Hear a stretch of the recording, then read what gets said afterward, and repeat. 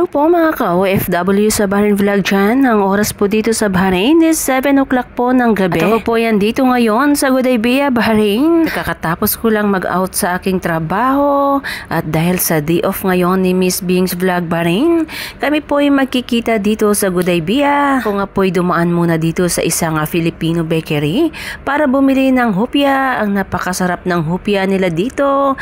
500 fils lang, 7 pieces na siya.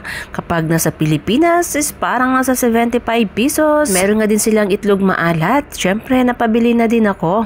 200 fils po bawat isa. Sa 30 pesos naman bawat isa kapag nasa Pilipinas. Yan na nga, parating na si Miss Bing's Vlog Bahrain.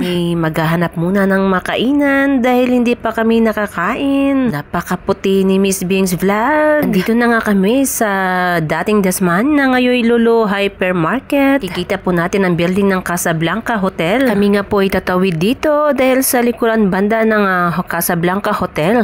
Meron po diyang Filipino restaurant. Bagong restaurant po siya. Kaya kami dahan-dahan na magtawid dito dahil delikado po sa area nito. Po sa area ng Gudaybiyah, marami pong mga Filipino dito. Halos kaliwat kanan po, mga Filipino ang iyong makikita dahil ito po yung Bali Centro dito sa Gudaybiyah. Marami po ditong mga Filipino restaurant, Filipino bakeries at syempre marami pong mga cold store dito o tindahan na puro Filipino products ang itinitinda. Kaya pag andito ka nakatira ay parang nasa Pilipinas ka lang. Hindi mo ma-feel ang homesick. Paka-crowded din dito na area. At ayan na nga, tumawid na kami at syempre nagwa one to.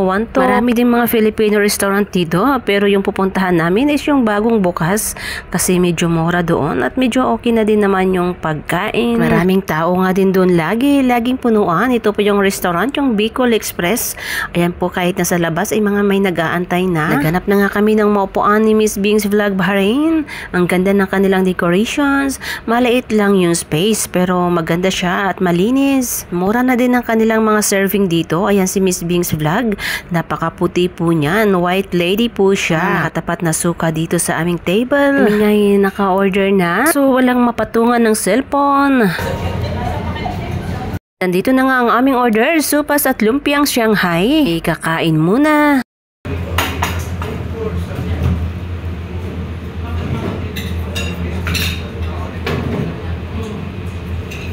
At after nga namin kumain, gumala kami dito sa Gudaybiyah, Bahrain. Ito po ay nasa harap ng dating Dasman, yung Lulu Hypermarket na ngayon. Kami tatawid uli para makapunta sa bahay ng aming isang friend. Medyo okay pa yung weather ngayon dito, hindi pa masyadong mainit. At hindi na po dito malamig kasi tapos na po ang winter time. Papasok na po kami sa summer time. Grabe dito kapag tag-init na. Sobrang init din talaga kahit kaumaga pa lang. Ang tubig na galing sa gripo ay napakainit po siya.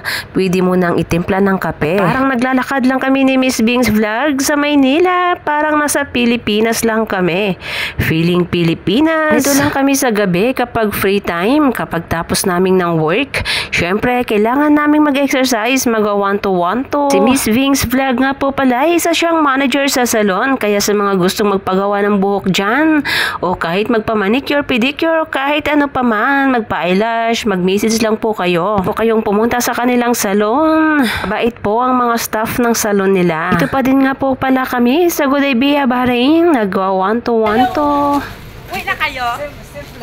Uy, naka-crocs si Miss Bing's Vlog. Ang ganda po ng kanyang crocs. Original po yan. Bali, 40 dinar po ang isang pares. Nasa Pilipinas naman is 6,000 pesos na siya. More blessings sa'yo, Miss Bing's Vlog Bahrain. Dahil si Miss Bing's Vlog po ay hindi madamot, hindi kuripot, mabait po yan at mapagbigay. Kaya naman po masaya ang kanyang buhay at ibinibless po siya. At blessed din po siya sa kanyang trabaho. Maganda po ang kanilang madam doon. Mapagbigay din po. Lagi po silang may bonus. Lagi po silang binibigyan ng kung ano-ano. Kaya naman happy naman ang mga staff. Ganda dito siya. Yung view. Laki nga ng mukha. Madilim. Mas okay pala yung mukha natin pag madilim. Palagi na lang sa loob ang ulo. Ang mga turista. Mga turista nagsiselfie. Habibi anima. Ali. Ang tagal pa. Ang tagal pa. Na ano? Live. I can't live it all. Ako yung sa second voice, yung pinakamataas.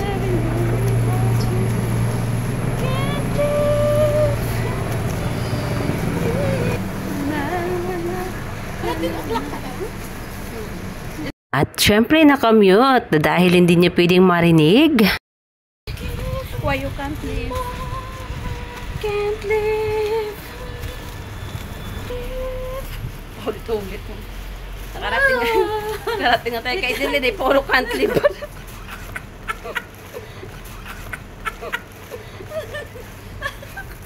Can't live.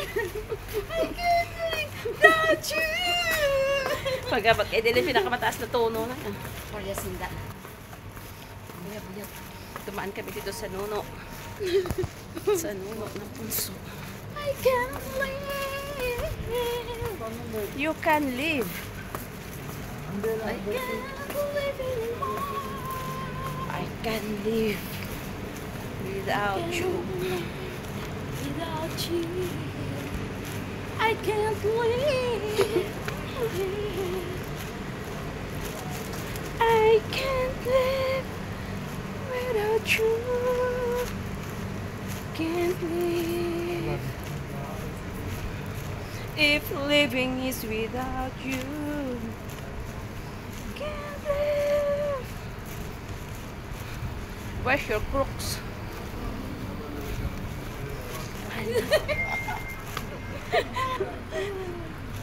If living is without you. Wait. Di basta-basta makalusot sa mga. At ako'y naririto, magbabanat ng buto sa mainit na syudad. Yala, habibi. Kami nga'y napagod na sa kakawanto-wanto. Bukas uli. Hanggang sa susunod uli na video. Maraming salamat po sa inyo. Thank you so much po mga ka-OFW sa Bahrain Vlog. Maraming salamat po sa pag-subscribe at syempre sa pag-play ng aking mga videos. Nang dahil po sa inyo ay na-monetize na po ang aking YouTube channel. Kaya maraming salamat po.